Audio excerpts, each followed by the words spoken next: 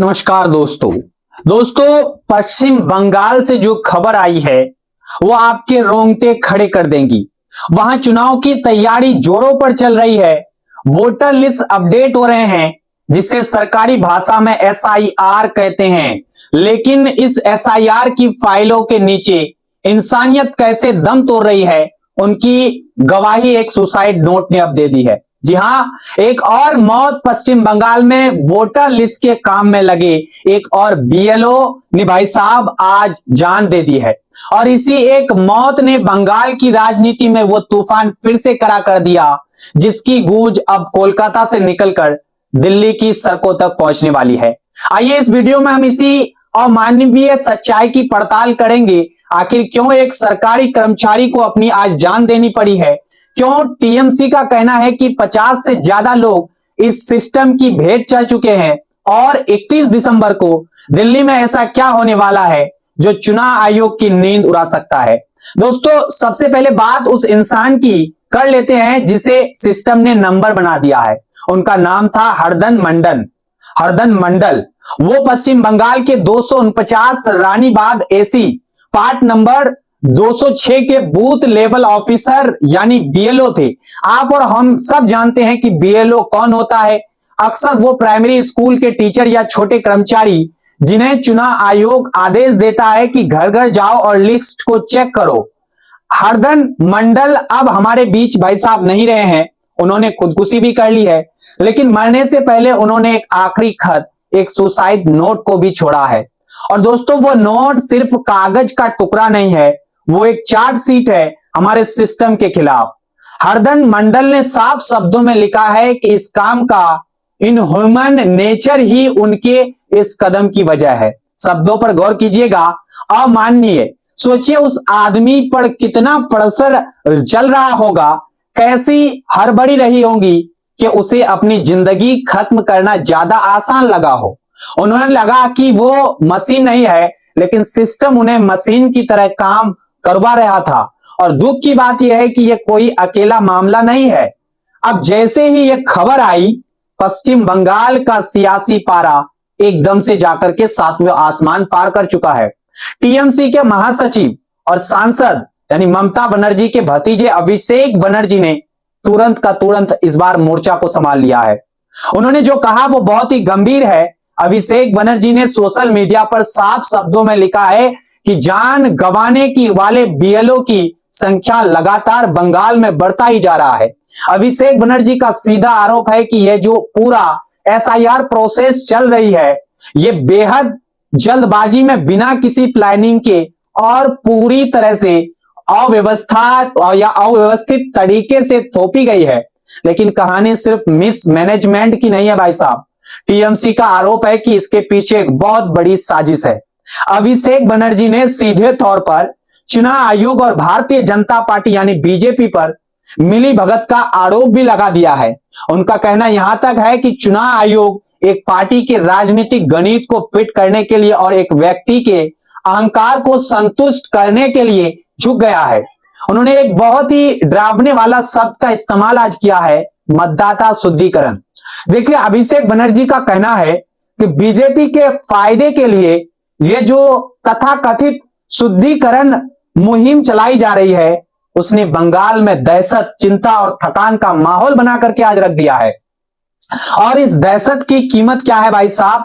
अभिषेक बनर्जी ने दावा यहां तक किया है कि इस डर और दबाव के चलते अब तक बंगाल में 50 से ज्यादा लोगों की जान भी जा चुकी है। आप जरा रुकिए और सोचिए, 50 लोग अपने जवान को खो बैठे हैं।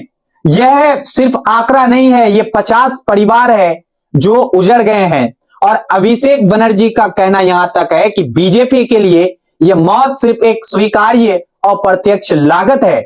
यानी अगर सत्ता की भाई साहब कुर्सी तक पहुंचने के लिए कुछ लोग थकान या अवथक से जा रहे हैं, सुसाइड कर रहे हैं, तो उनके लिए ये घाटे का सौदा नहीं है।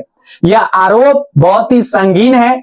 यह दिखा रहा है कि राजनीति किस हद तक संवेदनहीन हो सकती है। दोस्तों, आज अभिषेक बनर्जी ने साफ चेतावनी दे डाली है कि इतिहास गवाह है, बंगाल ना तो माफ करेगा और ना ही आपको बोलेगा।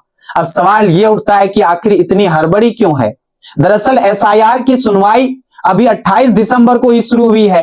कायदे से व्यवस्थित प्रक्रिया होनी चाहिए थी, बीएलओ को समय मिलना चाहिए था, लेकिन आरोप है कि ऊपर से इतना दबाव बनाया गया है कि काम कल नहीं आज ही सबको करनी चाहिए। और इसी दबाव ने हरदन मंडल जैसे ईमानदार कर्मचारी को तोड़ दिया। कहीं ना कहीं इन लोगों ने भाई साहब 50 लोगों ने आज सुसाइड कर लिया है अब तक बंगाल में भाई साहब। मुख्यमंत्री ममता बनर्जी और पूरी टीएमसी पहले से ही चुनाव आयोग पर हमलावर रही है। उनका कहना है कि वो बार बार आयोग को चेता रहे थे, विरोध कर रहे थे, लेकिन आयोग ने उनकी एक न सुनी है भाई साहब। आयोग की जिद है कि प्रक्रिया जल्द से जल्द पूरी हो, चाहे उसकी कीमत कुछ भी हो जाए, लोग मौतों तक कर ले, सुसाइड तक कर ले। तो अब आगे क्या होने वाला है? क्या टीएमसी सिर्फ बयान देकर चुप बैठ जाएंगी? जी नहीं भाई साहब, ये भी आप समझिए, अब लड़ाई आर पार की होने वाली है। अभिषेक बनर्जी ने आज ऐलान कर दिया कि अब वो दिल्ली की तरफ कूच कर रहे हैं, मतलब दिल्ली की तरफ रवाना हो रहे हैं। अभिषेक का कहना यहां तक है कि उनकी पार्टी ने चुनाव आयोग से 5 सीधे सवाल पूछे थे पारदर्शिता को लेकर और उसके साथ प्रक्रिया को लेकर, लेकिन जवाब में क्या मिला? एकदम सन्नाटा रहा। चुनाव आयोग की चुप्पी बरकरार है, किसी ने कोई जवाब नहीं दिया। अब इसलिए टीएमसी पार्टी के जितने भी लोग हैं, अब 31 दिसंबर को, जी हां, साल के आखिरी दिन अभिषेक बनर्जी साथ लेकर के भाई दिल्ली चल रहे हैं। उनका प्लान बिल्कुल अब साफ है, वो चुनाव आयोग के दफ्तर जाएंगे और वहां हंगामा करेंगे, मांग करेंगे कि वोटर लिस्ट जारी की जाए। वो देखना चाहते हैं कि आखिर पर्दे के पीछे क्या खिचड़ी बंगाल में पक रही है। अगर वोटर लिस्ट में धांधली हो रही है तो उसे सामने लाया जाए। और उन्होंने तो अल्टीमेटम भी भाई साहब दे दिया है, अगर 31 तारीख को भी आयोग ने वोटर लिस्ट जारी नहीं की या उनके सवालों का, भाई साहब टीएमसी के सवालों का, ममता जी के सवालों का, ममता के भतीजे अभिषेक बनर्जी के सवालों का, उन 5 सवालों का जवाब नहीं दिया, तो टीएमसी चुनाव आयोग के कार्यालयों का दिल्ली में भाई साहब घेराव करेंगे। घेराव याद रखिएगा, यह सब जब बंगाल की राजनीति से निकलता है घेराव सब, तो उसका मतलब भी आप समझ लीजिए बहुत गहरा होता है। इसका मतलब कि हजारों की भीड़, नारेबाजी और सीधा टकराव आप सभी को अब 31 दिसंबर को देखने को मिल सकता है। यानी साफ है कि चुनाव आयोग की मुश्किलें बढ़ने वाली है।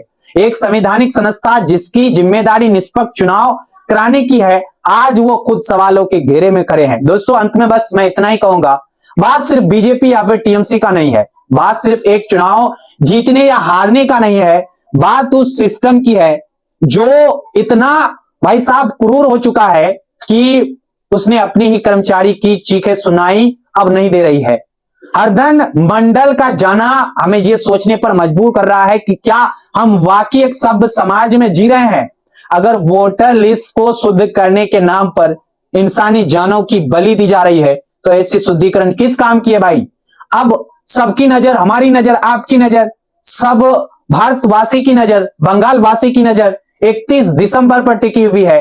क्या दिल्ली में चुनाव आयोग जवाब देगा 31 दिसंबर को, या फिर नए साल की शुरुआत एक नए राजनीति संग्राम के साथ होने वाली है? ये देखना दिलचस्प होगा। इस पूरे मुद्दे पर आपकी क्या राय है? क्या आपको लगता है कि चुनाव आयोग पर राजनीतिक दबाव है या फिर यह सिर्फ काम का प्रेशर है? अपनी राय नीचे कमेंट बॉक्स में हमें खुलकर लिखिएगा। लोकतंत्र में भाई साहब चुप्पी सबसे खतरनाक होती है, इसलिए आप बोलना जरूर सीखिए, बोलिए। और अगर आपको लगता है कि हम सही मुद्दे पर बात कर रहे हैं, वो सच जो मिनिस्ट्री मीडिया के शोर में दब जाता है भाई, तो इस चैनल पर हमारे साथ अगर पहली बार आप जुड़ रहे हैं तो सब्सक्राइब कीजिएगा। इस वीडियो को ज्यादा से ज्यादा लोगों तक शेयर करिएगा ताकि हरदन मंडल की कहानी सिर्फ फाइलों में दफन ना हो जाए। अगली रिपोर्ट में फिर मिलेंगे हम आपके साथ, तब तक के लिए अपनी ख्याल रखिए, अपनों का ख्याल रखिए। जुड़ने के लिए आप सभी का भाई साहब बहुत बहुत धन्यवाद।